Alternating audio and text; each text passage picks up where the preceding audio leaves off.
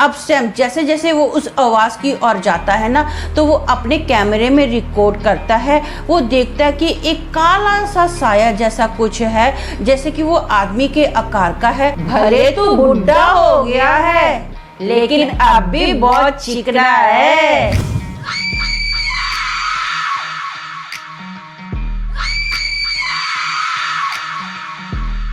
Hello दोस्तों, मेरा नाम अमन है। मैं आप सभी के मनपसंद यूट्यूब चैनल कहानी रंगमंच में आपका स्वागत करती हूं। उम्मीद करती हूं कि आप सभी अच्छे और स्वस्थ होंगे। इसी तरह की वीडियो देखने के लिए आप मेरे चैनल को सब्सक्राइब कीजिए और हाँ, बेल आइकन को दबाना मत भूलना ताकि आपको आने वाली वीडियो के नोटिफिकेशंस मिलते रहें। तो चलिए शुरू करते हैं आज का भयानक किस्सा। दोस्तों, आज का जो किस्सा है ये मुंबई का किस्सा है। यहाँ पर ना एक फैमिली रहती है जिसमें एक पिता अपने बेटे के साथ रहता है। बेटे का नाम सैम है, इसकी उम्र 19 साल की है। सैम की मम्मी को डेथ हुए ना 2 साल हो गए हैं। अब क्रिश्चियनों में रिवाज होता है कि जब बॉडी जो होती है ना 2 साल के बाद पीछे से हड्डियाँ जो बच जाती हैं, पूरी जो स्किन है गल जाती है ना, तो वो जो बची हुई हड्डियाँ हैं ना, उनको ना एक दीवार में ना बहुत ज़्यादा बॉक्सेस बनाए गए होते हैं, उस बॉक्सेस में डाल दिया जाता है। अब जो सैम की मम्मी होती है, इनको मरे हुए 2 साल हो गए हैं और इनकी जो हड्डियां हैं ना, वो एक बॉक्स में डाली गई हैं और उस बॉक्स में सैम की मम्मी की फोटो भी लगी हुई है। यहाँ पर जो कब्रिस्तान है ना, वो ऐसा बना हुआ है कि यहाँ पर बहुत बड़ी एक दीवार है, उस दीवार के पीछे भी दीवार है और उसके भी पीछे दीवार है और लोगों की जितनी भी हड्डियां हैं ना, वहाँ पर बॉक्सेस बनाकर डाली गई हैं। सैम को आदत होती है, ये हर संडे ना कब्रिस्तान में आता है और अपनी मम्मी के फोटो के सामने बहुत बार रोता है, बहुत सारी बातें करता है। पूरे हफ्ते में इसने जो जो किया होता है ना, हर एक डिटेल ये अपनी मम्मी के साथ शेयर करता है। ये ना अपनी मम्मी के बहुत ज़्यादा क्लोज था, ये अपनी मम्मी को बहुत ज़्यादा मिस करता है। किसी भी वक्त ये आता ही आता है हर संडे कब्रिस्तान में। एक संडे होता है, इसको बहुत ज़्यादा ज़रूरी काम होता है, जिसकी वजह से ना ये लेट हो जाता है और लगभग रात के 9 बजे ये कब्रिस्तान के अंदर आता है। अपनी मम्मी के फ़ोटो के सामने बातें कर रहा होता है, रो रहा होता है। तो बातें करते करते ना इसको ना कोई आवाज़ आती है। वो जो आवाज़ है बड़ी अजीब सी आवाज़ है, बहुत ही घिनौनी आवाज़ है और वो आवाज़ कुछ इस टाइप की है, ऐसी बहुत ही ज्यादा डरावनी सी आवाज है। ये जो आवाज है ना पीछे वाली दीवार से आ रही है। सैम को महसूस होता है कि ये जो आवाज है ना बहुत ही ज्यादा डरावनी है, घिनौनी है, ये किसी इंसान की आवाज नहीं है, मुझे ये ना देखना पड़ेगा। अब सैम क्या करता है, अपना मोबाइल ना ऑन करता है। ये ऑन करने के बाद इसके मोबाइल में ना एक ऐप होता है नाइट विजन। ये उस ऐप को ऑन कर लेता है क्योंकि अंधेरा बहुत ज्यादा होता है। कब्रिस्तान में इतनी तो लाइट होती नहीं है, आप सबको पता ही होगा जो कोई कब्रिस्तान के अंदर गया होगा रात के वक्त। तो ये क्या करता है, नाइट विजन ऑन कर लेता है ताकि जो भी चीज है इसके कैमरे में कैप्चर हो जाए। दोस्तों, सैम ने अपने कैमरे में जो भी रिकॉर्ड किया था ना, मैं आपको पहले वो क्लिप दिखाती हूँ, फिर उस क्लिप के बारे में आपको बताती हूँ। आप ये क्लिप देखिए। अब सैम जैसे जैसे वो उस आवाज की ओर जाता है ना, तो वो अपने कैमरे में रिकॉर्ड करता है। वो देखता है कि एक काला सा साया जैसा कुछ है, जैसे कि वो आदमी के आकार का है। वो ना दीवार के पास बैठा है और अजीब सी आवाज निकाल रहा है। ये आवाज निकालते निकालते वो जो काली सी परछाई है ना, वो भी सैम की तरफ देखती है और सैम की तरफ देखकर ना सीधी वो जो परछाई है ना, जैसे कोई जानवर दीवार पर चढ़ता है, बंदर दीवार पर चढ़ता है, वैसे ही वो जो परछाई है ना ऐसे दीवार पर चढ़ती है और दीवार के एकदम सिरे पे जाके ना किधर गायब होगी इसको कुछ समझ में नहीं आता है। सैम ये नज़ारा देखकर ना, खूंखार नज़ारा देखकर बहुत ज़्यादा घबरा जाता है, टेंशन में आ जाता है। फटाफट वो अपने मोबाइल को बंद करता है और सीधा घर पर आता है। जैसे उसने घर की डोर बेल बजाई ना, तो इसके जो फादर होते हैं दरवाज़ा खोलते हैं। वो सैम को बोलते हैं कि क्या हो गया बेटा, आज बहुत लेट हो गया है, 12 बजे का टाइम होने आया है, क्या हो गया, इतना लेट कैसे हो गया। सैम जो है ना पूरे पसीने पसीने है, बहुत ज़्यादा टेंशन में होता है, अपने डैडी को कुछ नहीं बताता है। तो इसका डैडी बोलता है ठीक है, मुँह हाथ धोकर आ जा, हम लोग मिलके खाना खाते हैं, मैं कब से तेरी वेट कर रहा था।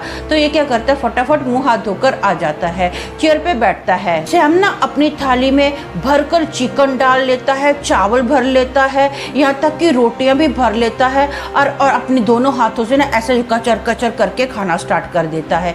इसके डैडी इसको पूछते हैं कि ये क्या कर रहा है तू, तूने तो कभी बिना चम्मच के खाना नहीं खाया, आज तो दो दो हाथों से खाना खा रहा है और इतनी थाली भरकर तू खाना खा रहा है, तूने बेटा कभी इतना खाना नहीं खाया।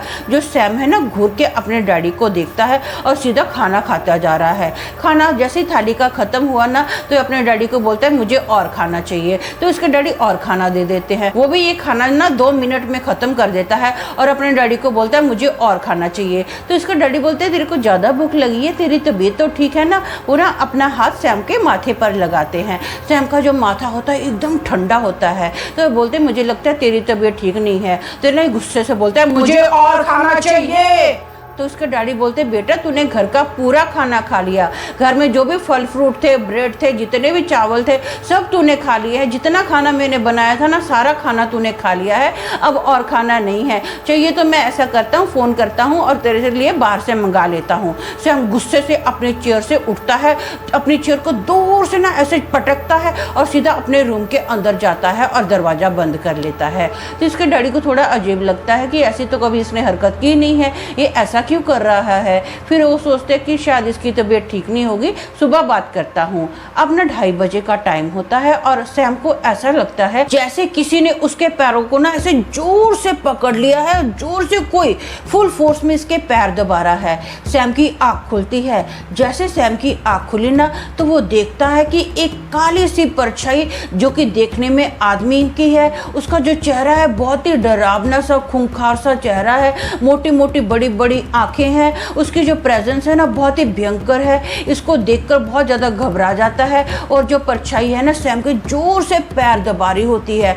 सैम अपने पैरों को बहुत मुश्किल से छुड़ाता है और फटाफट अपने डैडी के रूम में जाता है और बोलता है डैडी मेरे रूम में कोई आदमी है, मेरे रूम में कोई आदमी है, वो मेरे पैरों को दबा रहा था। इसके डैडी फट से उठते हैं और इसके रूम में जाके देखते हैं। इसके रूम में कोई भी नहीं होता। पूरा रूम चेक किया जाता है, पूरा घर चेक किया जाता है, टेरिस पर भी जाके देखा जाता है, लेकिन कोई भी व्यक्ति नजर नहीं आता। तो इसके पापा बोलते बेटा मेरे को ऐसा लगता है कि तूने ना कोई भयानक सपना देखा होगा, तुझे ऐसा लगा वो जो सपना है ना हकीकत में तेरे साथ हो रहा है। तो अपने डैडी को बोलता है नहीं डैडी मैं सच्ची बोल रहा हूँ, मेरी बात पर भरोसा करो। तो ये क्या करता है ना अपने डैडी को अपने पैर दिखाता है, बोलता है देखो किसी ने मेरे पैर पकड़े थे, उसके हाथों के निशान अब भी हैं। तो इसके डैडी को भी थोड़ा अजीब लगता है। तो इसके डैडी बोलते हैं कि हो सकता है तूने कोई डरावना सपना देखा हो, सपने में वो जो चीज़ थी ना तेरे ऊपर किसी बुरी चीज़ ने अटैक किया था जिसकी वजह से तेरे पैरों पर ये निशान है। बेटा टेंशन मत ले, तू सो जा, हम लोग ना इसके बारे में सुबह बात करते हैं।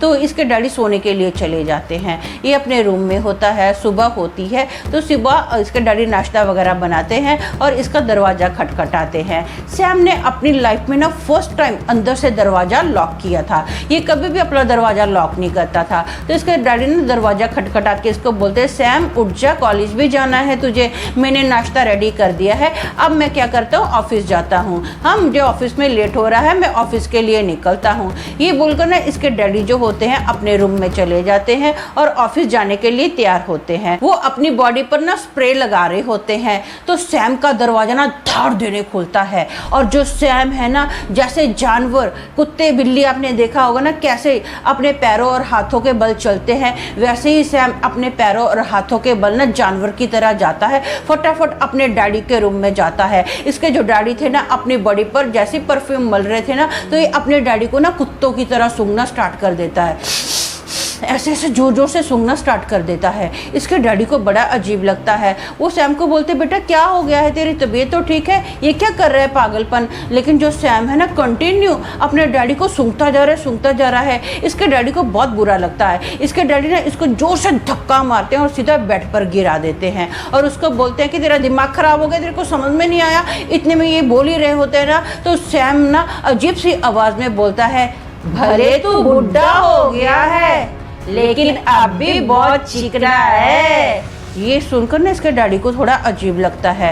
वो देखते कि सैम की जो आंखें हैं ना पूरी चढ़ जाती हैं, मतलब सैम की आंखों की पुतलियां पूरी सफ़ेद हो जाती हैं। वो सैम को बोलते हैं मुझे ना ऐसा लगता है तेरी तबीयत ठीक नहीं है, ऐसा करेंगे मैं शाम को जल्दी ऑफिस से आ जाऊंगा और तुझे एक डॉक्टर के पास लेकर जाऊंगा, तब तक तू ऐसा कर आराम कर, कॉलेज जाने की कोई ज़रूरत नहीं है। इसके पापा क्या करते हैं सैम के अपना बैग उठाते हैं और सीधा ऑफिस के लिए रवाना हो जाते हैं। जो सैम होता है वो अपने ही रूम में रहता है। अब 2 घंटे के बाद ना इसके पापा के पास घर की चाबी होती है, वो बाहर से दरवाज़ा खोलते हैं और अपने साथ ना एक व्यक्ति को लेकर आते हैं। जैसे उस व्यक्ति का कदम घर के अंदर पड़ा ना, तो सैम जोर जोर से हंसने लग जाता है। और ये जो हंसी की आवाज़ है ना, सैम की नहीं है, किसी और ही व्यक्ति की आवाज़ है जो कि सैम के अंदर से आ रही है। तो सैम जोर जोर से हंस रहा है और बोलता है, और क्रिस्टोफर फर्नांडिस, तू आया है मुझे निकालने के लिए? तू मेरा कुछ नहीं कर पाएगा। ये चिकना मेरे को पसंद आ गया है, मैं इससे शादी करूंगा और 1 हफ्ते के बाद मैं इसको अपनी दुनिया में लेकर जाऊंगा। तू इसको नहीं बचा सकता है, अब इसके शरीर पर मेरा कब्जा है। जैसे ये बोलता है ना, तो पादरी साहब क्या होते हैं, वो इसके ना फादर को बोलते हैं कि ऐसा करो, आप ना फटाफट एक मिरर लेकर आओ। अब मिरर जैसे ही सैम के आगे रखा जाता है ना, वो मिरर धाड़ देने टूट जाता है, पूरा एकदम चकनाचूर हो जाता है। अब पादरी साहब ना इसको पूछते हैं कि तू कौन है और कहाँ से आया है? तो ये जोर जोर से हंसना स्टार्ट कर देता है, बोलता है, तू कौन होता है मुझे पूछने वाला? तुझे क्यों पता मैं कौन और कहाँ से आया हूँ? बस तुझे अपने मतलब की बात याद रखनी चाहिए कि 1 हफ्ते के बाद मेरा होने वाला है और मेरी दुनिया में जाने वाला है। तो पादरी साहब ना सैम को बालों से पकड़ते हैं और एक सफेद धागा ना पानी में से वो गिल्ला किया होता है, उसके ना सीधा बालों पर बांध देते हैं। जैसे ही सैम के बालों पर ये धागा बांधा गया ना, तो ऐसा लग रहा था कि सैम की बॉडी के अंदर जो भी बुरी आत्मा है ना, जिसने सैम के शरीर पर कब्जा किया हुआ है, उस बुरी आत्मा के ऊपर अभी पादरी साहब का कब्जा हो गया है। तो पादरी साहब बताते हैं सैम के पिताजी को कि सैम के अंदर एक जिन आ गया है, जिसको हम लोग डीमन भी कहते हैं। इसका डीमन का जो कब्जा है ना, इसके शरीर पर हो गया है। तो इसके ये पापा जो होते हैं ना, सैम की ये बात सुनकर बहुत ज्यादा घबरा जाते हैं। टेंशन की कोई बात नहीं है, ये जो धागा है ना, मैंने पवित्र जल में भिगाकर इसके बालों पर बांध दिया है। अब इसके शरीर के ऊपर जिस जिन का कब्जा है ना, उस जिन के ऊपर मेरा कब्जा है, मेरी मर्जी के बिना ये हिल भी नहीं सकता है। तो पादरी साहब इसको पूछते हैं, उस जिन को पूछते हैं कि तू कौन है, साफ साफ बता और कहां से आया है। जो जिन अभी सैम के अंदर आया है ना, तो ये जिन बताता है कि मेरा नाम थेराडेक है और मैं इसके पीछे ना ये रातों कब्रिस्तान में गया था, तब से लगा हुआ हूँ। ये मुझे बहुत ज्यादा भा गया है, मैं इससे शादी करना चाहता हूँ, मैं इसे हासिल करना चाहता हूँ, मैं इसे अपना बनाना चाहता हूँ। अब मैं इसको शादी करूंगा और सीधा अपनी दुनिया में लेकर जाऊंगा। तो पादरी साहब बोलते ऐसा नहीं हो सकता, इसका शरीर तो छोड़ दे। वो जो जिन होता है ना, बोलता नहीं, मैं इसको नहीं जाने दूंगा, कुछ भी हो जाए मैं इसको नहीं छोड़ूंगा। तो पादरी साहब ना पवित्र जल अपने हाथों में लेते हैं और सीधा कुछ पढ़ के ना इसके ना बॉडी पर डालते हैं। सैम की बॉडी पर जैसे वो पवित्र जल डाला गया ना, तो सैम की बॉडी में से ऐसे धुआं निकला, जैसे हम लोग क्या करते हैं, गर्म तवे के ऊपर पानी डालते हैं तो कैसे तड़ तड़ तड़ की आवाज़ें आती है और धुआं निकलता है, वैसे ही सैम की बॉडी में से ऐसी आवाज़ें आती हैं और धुआं निकलना स्टार्ट हो जाता है।